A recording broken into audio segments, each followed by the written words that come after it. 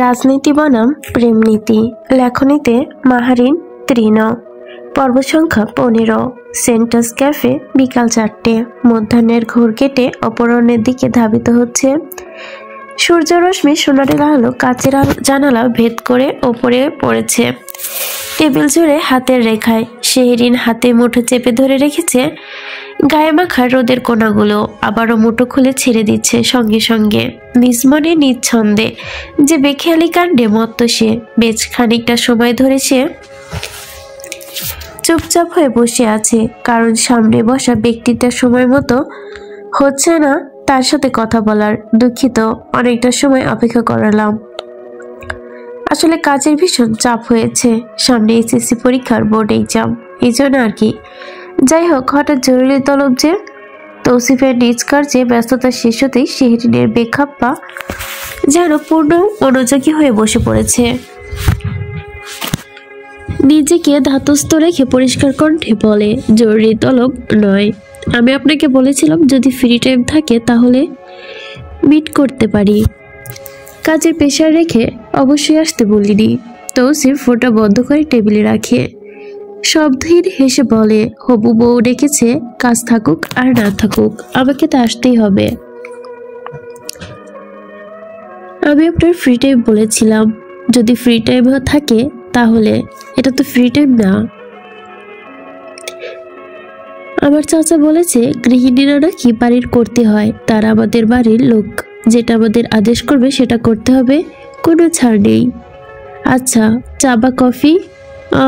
Coffee. Shehrin হাতের ইশারায় ওয়েটারকে ডাকে। দুটো ব্ল্যাক কফির অর্ডার দিয়ে তৌসিফের দিকে তাকিয়ে স্বতঃস্ফূর্ত কণ্ঠে বলে, তা কালকে রাতে আপনার কাজটা ঠিকঠাকভাবে সম্পূর্ণ হয়েছিল তো? সরি, কোন কাজ? আপনি হুট করে গুরুত্বপূর্ণ ফোন এসেছিল যে? সরাসরি জিজ্ঞাসাবাদে তৌসির খানিকটা অপ্রস্তুত হয়। মুখরেখা দেখে অনুমান করা যায় হয়তো প্রশ্নটা তার জন্য আশানুরূপ ছিল না। জোরপূর্বক হেসে বলে, হ্যাঁ হয়েছে। আসলে সরকারি আমলাদের গর্জার খাটতে হয়। কখনো কোনো সময় ওপর থেকে নির্দেশনা আসে বলা মুশকিল। আপনি ঠিকঠাক বাসায় পৌঁছাতে পেরেছিলেন তো?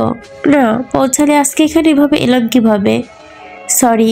শেহরিন মৃদু হাসে, দমে ছেড়ে বলে, অকুপাট of joke, nothing to be serious. আপনার কাছে তো আমার ফোন নাম্বার রয়েছে।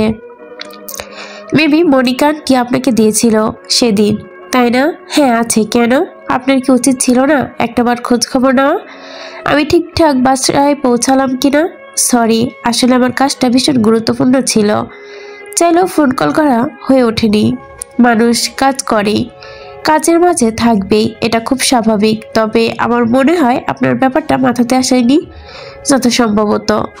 তৌসিফ শেহরিনের দিকে পলকহীন চোখে তাকালো, নিরেট স্বরে বলে, জাজ করছেন? বিষয়টা জাজ করার মতোই, যদি একটু মাথা খাটাই বিবেচনা করতে সক্ষম হই। আপনিও সক্ষম হবেন, তাহলে হয়তো বুঝতেও পারবেন, অন্যথায় নয়। আপনার প্রবলেম হয়েছিল যেতে? ওই যে বললাম, বিবেচনা করুন, বুঝতে পারবেন। যাই হোক, এসব বাদ দিই। আচ্ছা, আপনি তাহলে বিয়েটা নিয়ে সত্যি সিরিয়াস? অবশ্যই। আপনাকে আমার ভালো লেগেছে, ইভেন ভালোবেসে ফেলেছি। বিয়ে নিয়ে সিরিয়াস হব না কেন? আপনি সিরিয়াস নন? আমারটা পরে বলছি। তবে আমি বেশ অবাক, জানেন আপনি এক দেখাতে আমাকে কিভাবে এত পছন্দ করে ফেললেন। বাসায় বিয়ের প্রস্তাব অবধি নিয়ে এসেছেন। What the reason? তৌসিফ বাঁকা ঠোঁটে হাসে, ধীর কণ্ঠে বলে, রিজনটা হচ্ছে আপনাকে শাড়িতে সেদিন অত্যাধিক মোহনীয় লাগছিল।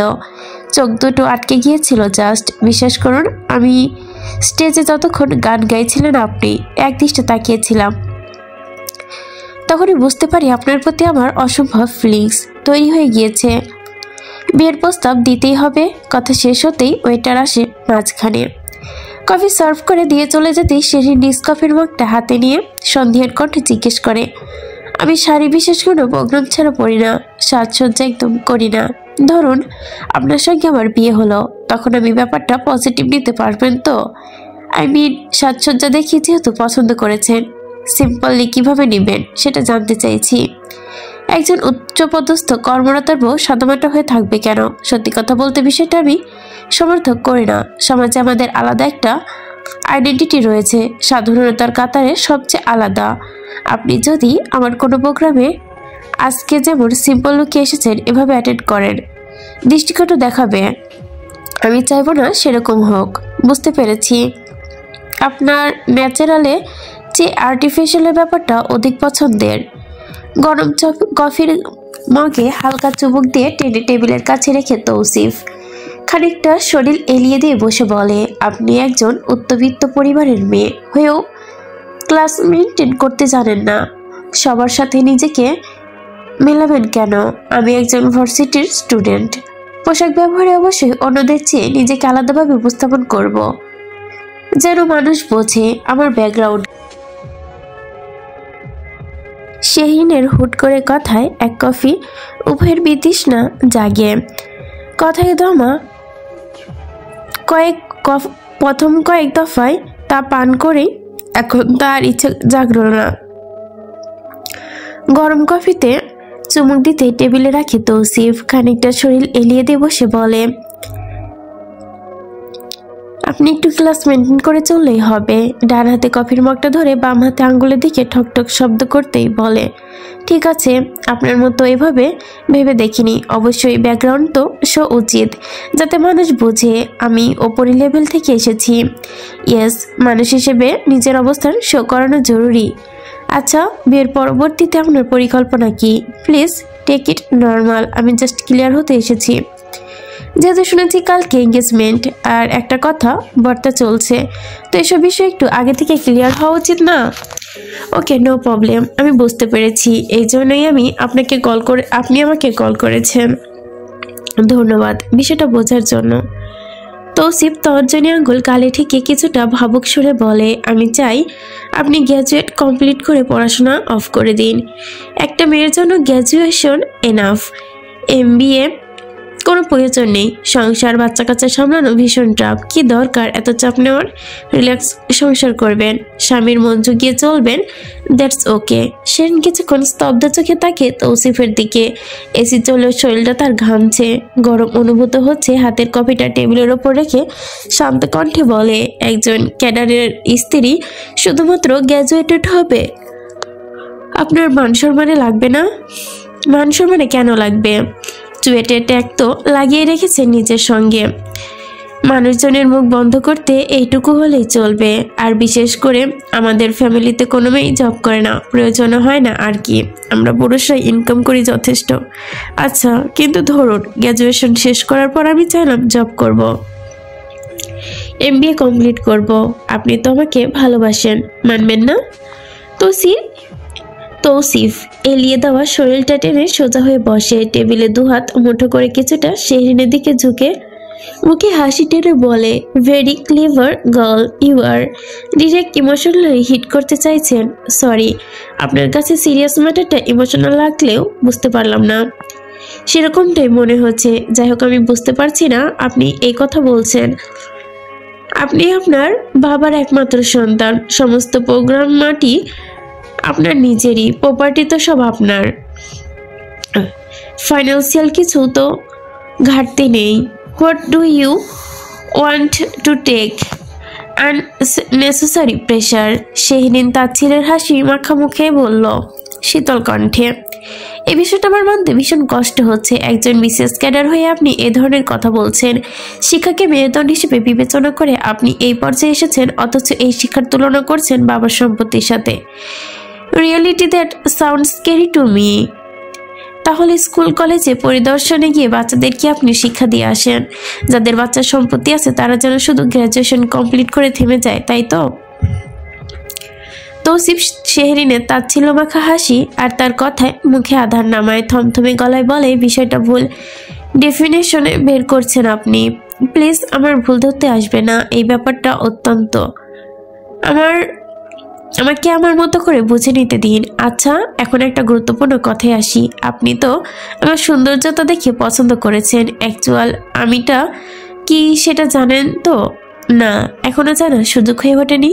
ওকে, ক্লিয়ার করি। প্রথমত, আমি রোমান্টিক্স শব্দটা ভীষণভাবে অপরিচিত। যেমন ধরুন, এই যে আমার আপনাকে প্রথম দেখাতেই ভালো লেগেছে, ভালোবেসে ফেলেছেন, এসব আমার দ্বারা হবে না। অথচ পরপর 2বার মিটের পরেও আপনার জন্য আমার কোনো ফিলিংস তৈরি হয়নি, কোনো ভাবনা চিন্তা আসেনি। বিষয়টা শুনতে খারাপ লাগলেও এটাই সত্যি। আমি এতক্ষণও দুর্বল। দ্বিতীয়ত আমি ইন্ট্রোভার্ট এক্সট্রোভার্ট কম্বাইন্ড প্যাক। সবসময় হই হুল্লোড় আর আমোদ প্রমোদের মধ্যেই থাকি, একদম চুপচাপ থাকি না। পরিস্থিতি পরিবেশ অনুযায়ী নিজেকে প্রকাশ করি। আপনার কাছে বিষয়টা হয়তো আনইজি লাগতে পারে, যেমন আপনি আমাকে বললেন এই জায়গায় উচ্ছ্বাসিত হওয়া, চুপ থাকো। আমি সেটা করতে পারলাম না, একটা ওয়ার্কআউট সিচুয়েশন ক্রিয়েট করি আর কি। তৃতীয়ত আমি খুব আনাড়ি এবং ঘরোয়া কাজে পটু একটা মেয়ে। সংসারে 90% বিষয় জানি না। আমার কথা অনুযায়ী যেটা বোঝায় আমি সংসারী মানুষ না। এক্ষেত্রে হয়তো বিরাট সমস্যা তৈরি হবে। সেনের কথা শেষ হতেই তৌসিফ লম্বা একটা দীর্ঘশ্বাস ছাড়ে, পুনরায় চেয়ারে হেলান দিয়ে বসে। আপনি তো দেখছি জটিল মানুষ, চেহারা দেখে বোঝার উপায় নেই। এজন্যই কিন্তু বলছি গ্র্যাজুয়েশন কমপ্লিট করা শেষে সংসার ধর্ম পালন করবেন, এগুলো সমস্যা দূর হয়ে যাবে। বাট বিষয়টা হলো আপনি ক্রিটিসাইজ করে দেখছেন। আপনি বিষয়টা সহজ করে কেন দেখছেন না? একটা ভালো ঘরোয়া মেয়ে দেখে বিয়ে করে নিন, সমস্যা সলভ। সরি, তৌসিফ যাকে পছন্দ করে তাকে সে বিয়ে করবে। আফটার অল এমন জিরো ফিগারের সাথে সুন্দর মেয়ে ভালো, এমন জিরো ফিগারের সাথে এমন সুন্দর কঠিন মেয়ে পাওয়া বড়ই কঠিন। আর সবচেয়ে বড় বিষয় হচ্ছে আপনি এখন পর্যন্ত সিঙ্গেল। শেহরিন দৃষ্টি তীক্ষ্ণ করে তৌসিফের দিকে তাকায়। তৌসিফ শেহরিনের শক্ত চাহনি দেখে উচ্চশব্দে হেসে বলে, কোনো পিছুটা নেই, এটাই বোঝাতে চেয়েছি। Please don't think about anything else. আপনার আর কিছু বলার আছে বা জানার আছে? না, আর কিছু জানার নেই। বিয়ের পর সব সমস্যা দূর হয়ে যাবে, এসব নিয়ে আপনাকে মোটেও ভাবতে হবে না। আপনার কিছু জানার আছে আর কি? না, এনাফ জেনেছি, আর কিছু প্রয়োজন নেই। ওকে, তাহলে কালকে আসছি আপনাকে নিজের করে নিতে। শেহরিন ঘড়িতে সময় দেখে উঠে বসে, ব্যাগটা কাঁধে নিয়ে হাসি মুখে বলে, দেখা হবে। চলুন, ড্রপ করে দিই আপনাকে। নো থ্যাঙ্কস, আমি যেতে পারবো। Sure, why not. Goodbye. Shehrin bill মিটিয়ে পা বাড়ায় গন্তব্যের উদ্দেশ্যে। স্লাইডিং ডোর টেনে বাহিরে পা দেওয়ার মুহূর্তে এক পলক ফিরে তাকায় তৌসিফের দিকে। বেচারা ফোন নিয়ে ব্যস্ত, ঠোঁটের কোণে বাঁকা হাসি বজায় রেখে সে কিঞ্চিত মাথা নাড়িয়ে দৃষ্টি ততক্ষণায় বের হয়ে যায় ক্যাফে হতে। রাত 9টা। নীলকুঞ্জ মহল। আর মাত্র 15-20 মিনিটের মাঝেই বাবার আগমন ঘটবে এই নীলকুঞ্জ মহলে। সেই খুশিতে শেহরিন বারে বারে পথ দেখছে ছটফটিয়ে। বেলকনি হতে নিচের গেটটার দিকে সূক্ষ্ম দৃষ্টিতে। কখন গাড়ি শব্দ করে ফ্রন্ট লাইটের আলো প্রবেশ করবে ভেতরে। হাতে পরনের জামাটা তার মশলার গুঁড়ি মাখানো। প্রায় 2 ঘন্টা চেষ্টা বাবার জন্য সে স্পেশাল চিকেন কারি তৈরি করেছে। যদিও ইনস্ট্রাক্টর হিসেবে গুরুত্বপূর্ণ ভূমিকা রেখেছে কাজু বুয়া, তবুও নিজের চেষ্টার কমতি রাখেনি। কাজু বুয়া স্বয়ং তাকে ক্রেডিট দিয়েছে। তার এতে মহা খুশি লাগছে। অপেক্ষা নিমজ্জিত রমণী এবার পায়চারি শুরু করেছে নিজ ঘরে বেলকনিতে। হাতে ফোন চেপে ধরে একটু একটু পর সময় গণনা করছে। আর এভাবে কাটছে কিছুক্ষণ। ঘড়ির কাঁটা হেলে দুলে 15 মিনিট পার হতেই 17 মিনিট চলে এসেছে। তখন ঠিক নিচ থেকে গাড়ির প্রবেশের আওয়াজ শেহরিনের কর্ণকুহরে পৌঁছালো। আর পৌঁছানোর সঙ্গে সঙ্গে হাতে থাকা ফোনটা বিছানায় ফেলে সজোরে দৌড়ে চলে গেল নিচে। বাবা! রেজওয়ানি সাহেব গাড়ি হতে না নামতেই কন্যা এসে পাজাকলা করে ধরে নিল। নিজের সাথে স্নেহতার কণ্ঠে বলে, ওরে আমার পাগলি মা, আস্তে আস্তে পড়ে যাব তো। কতক্ষণ ধরে অপেক্ষা করছি তোমার জন্য, এত দেরি করলে কেন? রেজওয়ানি সাহেব মেয়ের কথা শুনে অবাক হন। হাতে শার্ট তুলে ঘড়ির দিকে তাকায়। কই দেরি মা? সময় তো ঠিকই আছে। দেরি করেছো? আমি অপেক্ষা করছি মানে তুমি দেরি করেছো? অবুজ কন্যার কথা শুনে রেজওয়ানি সাহেব অকল্পিত বিস্তার হাসেন। কপালে আলতো চুমু এঁকে চুলে হাত বুলিয়ে দিয়ে বলেন, আচ্ছা বাবা, সরি তার জন্য। এবার চলো ভেতরে চলো। রাতের খাবার সাজানো হয়েছে বেশ আয়োজন করে। স্বয়ং শাহিদা বেগম আজ নিজ হাত লাগিয়েছে কাজে, তবুও সেটা টুকটাক প্লেটিংয়ের ক্ষেত্রে শুধু। বাকি রান্নাবান্না দেখে কাজু বুয়া সামলে নিয়েছে পরোটা। আর শেহরিন তৈরি করেছে একটা আইটেম, অন্যদিকে হলে মিসেস শাহিদা একটুও করতেন না। কিন্তু আজ শেহরিনের বাবা উপস্থিত, নিজেও কর্মমুখী নারী হিসেবে পরিচিত হচ্ছে টুকটাক নাড়াচাড়া করে। হয়েছে হয়েছে, আর দিতে হবে না, আনিবা তুমি বসে যাও। না মামি, আপনি বসুন, আমি সার্ভ করছি। বাচ্চা মেয়ে বলে কি, তুমি পারবে নাকি সার্ভ করতে? বসো বসো। শেহরিন বাবার সামনে মামির আজকের এত ভালো রূপ দেখে কিচিৎ ঠোঁট কামড়ে হাসে, মনে মনে উচ্চারণ করে, কানামুগির বগির মা গিরগিটির মতো রং পরিবর্তন করেছে। আমি সার্ভ করতে পারি না, তাই না? কালকে রাতে কি জমের ভূত এসে সার্ভ করে দিয়েছিল নাকি? এত নিখুঁত অভিনয়ের জন্য তোমাকে অস্কার দেওয়া উচিত, কানামুগির ছা। মামুনি তুই অনিভা আপুকে বলছো? মামুনি তুমি অনিভাবককে কেন বলছো সার্ভ করতে পারে না? তুমি নিজেই তো প্রতিদিন সার্ভ করে দাও আমাদের। আরশের মুখ ফুলিয়ে কথায় শাহিদা বেগম ঘাম ছোটে, কড়া চাহনি নিক্ষেপ করে, যেন করতে পারে না। তার সহযোদ্ধা মনিকান্তি পরিস্থিতি অনুকূলে আসতে হাসি মুখে বলে, আরশ বাবা, বড়দের মাঝে কথা বলতে নেই। মোমো দেখছো না চুপচাপ খেতে বসেছে, তোমরা সেভাবে খাও। বাচ্চারা কখনো কি বলে না বলে। অনিমা বসো তুমি। মনের কথা এভাবে অলৌকিকভাবে প্রকাশ হয়ে যাওয়ায় শেরিন ঠোঁটের হাসি বিস্তার করে, তবে সেটা যে কৌশলে চেপে রাখে মনে চলছে, একটু জোরেই হাসতে পারলে ভালো হতো, কিন্তু সবার কথা ভেবে সে ঠোঁট চেপে হাসে। বাবা, এটা আমি আজকে রান্না করেছি। রেজওয়ানি সাহেব খাওয়া থামিয়ে দিয়ে মেয়ের পানে তাকায়, উচ্ছ্বসিত কণ্ঠে উগরে বলেন, তুমি রান্না করেছো? বাবা দেখি, দাও দাও। আগে বলবে না? শেহরিন তার স্পেশাল চিকেন কারি প্রথমে বাবাকে, এরপর সবাইকে সার্ভ করে। মুখ হতে তার হাসি সরে না, কারণ আজ তার রান্না তার বাবা খাবে। প্রশ্নসুলভ পানি শোনার জন্য অধীর আগ্রহে অপেক্ষা করছে সে। আজকে তার বাবা রয়েছে, প্রশংসার বন্যা এমনিতেই বয়ে যাবে নিশ্চিত।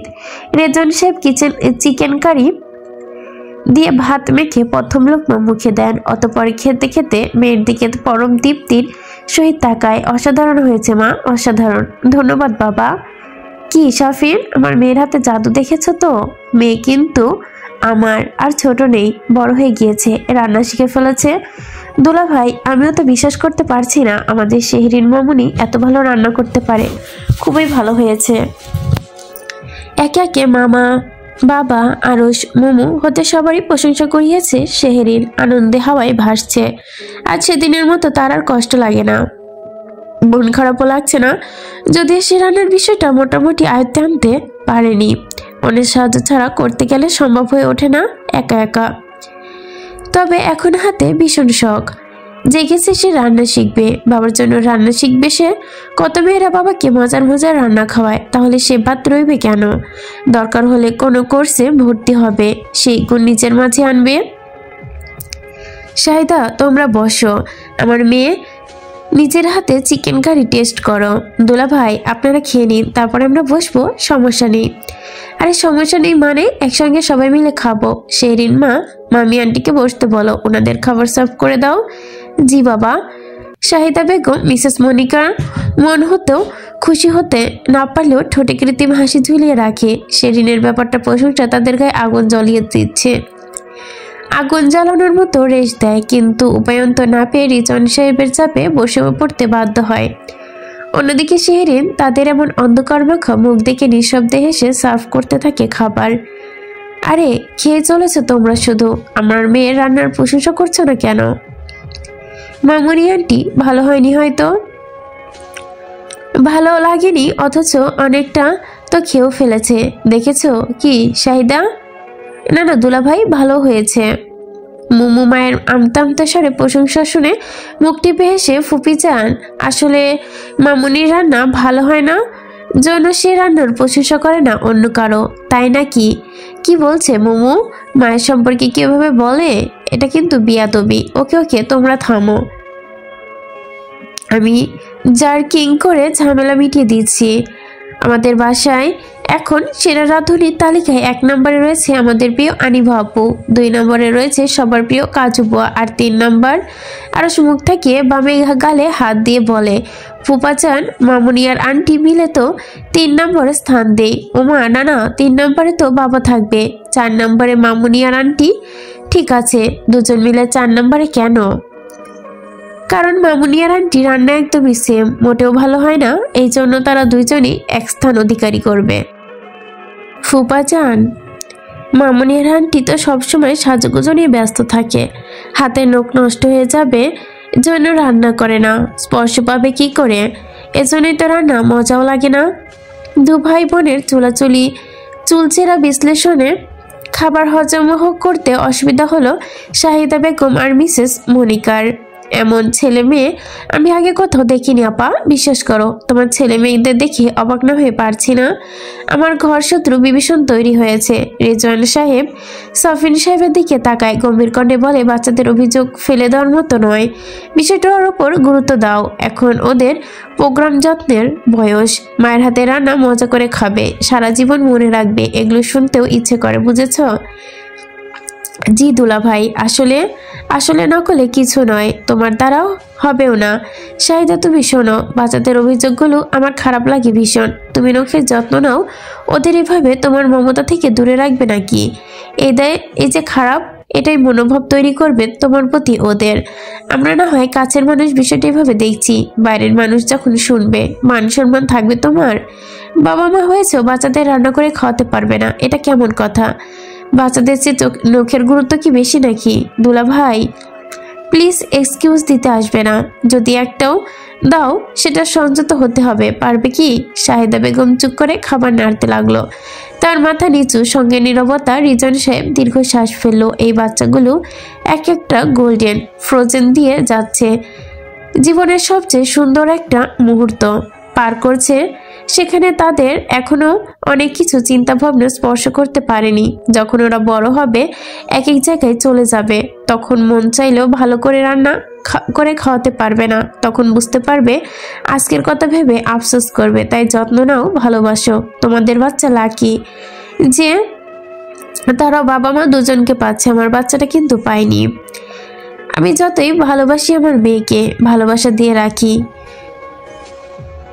কেন মায়ের সমতুল্য ভালোবাসা কখনোই দিতে পারবো না। এটা সৃষ্টিকর্তার হাতে আলাদা একটি নিয়ামত। বুঝতে পারছো কি বলছি?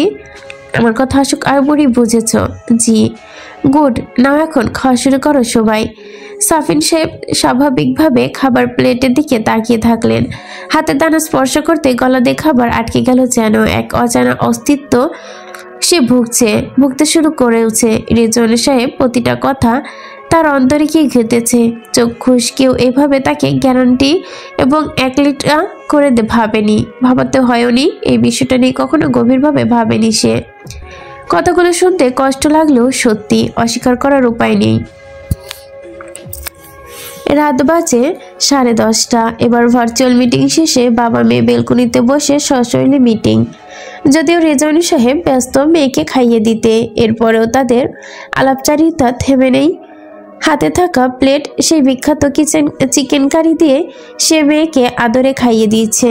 অন্যদিকে শেরিনা হাতে পানির টপ নিয়ে বাবার হাতে খাবার খেতে খেতে সংক্ষিপ্তভাবে গুছিয়ে নেওয়া নিজেকে প্রকাশ করছে।